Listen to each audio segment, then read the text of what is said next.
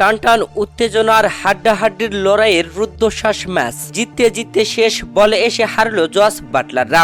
ইংল্যান্ডকে হারিয়ে প্রথম দল হিসেবে সেমিফাইনাল নিশ্চিত করে নিল দক্ষিণ আফ্রিকা। দর্শক, টি-20 বিশ্বকাপে সুপার 8-এ নিজেদের দ্বিতীয় ম্যাচে মাঠে নামে ইংল্যান্ড ও দক্ষিণ আফ্রিকা, যেখানে এই ম্যাচে দক্ষিণ আফ্রিকা আগে ব্যাট করতে নেমে দুর্দান্ত ব্যাটিং করে। ওপেনিং আসা কুইন্টন ডিককের ঝড়ো হাফ সেঞ্চুরি, যেখানে তিনি 38 বলে 65 রান করেন। এছাড়া ডেভিড মিলারের 28 বলে 43 রানের সুবাদে দক্ষিণ আফ্রিকা পুরো 20 ওভার খেলে 6 উইকেট হারিয়ে করে 163 রান। 164 রানের টার্গেটে ব্যাট করতে নেমে ইংল্যান্ড শুরু থেকে রানও তুলছিল, উইকেটও পড়ছিল, যেখানে ইংল্যান্ডের হয়ে টপ অর্ডারের ব্যাটসম্যানেরা কেউ সেভাবে জ্বলে উঠতে পারেনি। ফিল শর্ট করেন 11, জস বাটলার করেন 17, জনি বেয়ারস্টো করেন 16, মঈন আলী করেন 9 রান। টপ অর্ডারের 4 ব্যাটসম্যান প্যাভিলিয়নে ফিরলেও হ্যারি ব্রুক ও লিয়াম লিভিংস্টোন দুর্দান্ত ঝড়ো ব্যাটিং করে দলকে জয়ের স্বপ্ন দেখান, যেখানে শেষ দিকে এসে শেষ ওভারে প্রয়োজন 14 রান। ব্যাটিং প্রান্তে হ্যারি ব্রুক আর স্যাম কারান।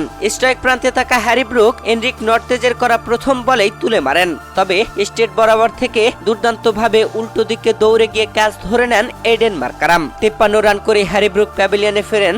এরপরে এসে জোফরা আর্চার একটি সিঙ্গেল নিয়ে দিলে স্যাম কারান তৃতীয় বলে একটি 4-এর বাউন্ডারি হাঁকান, যেখানে শেষ 3 বলে প্রয়োজন 9 রান। সেই 9 রানের মধ্যে মাত্র একটি রান তুলতে সক্ষম হয় স্যাম কারান। আর এই ম্যাচে ইংল্যান্ড পুরো 20 ওভার খেলে 6 উইকেট হারিয়ে 156 রান করতে সক্ষম হয়। ম্যাচ হেরে যায় মাত্র 7 রানে। আর এই ম্যাচে ইংল্যান্ডকে হারিয়ে টানা 2 ম্যাচে 2 জয় তুলে নিয়ে সেমিফাইনাল একরকম নিশ্চিতই করে নিল দক্ষিণ আফ্রিকা।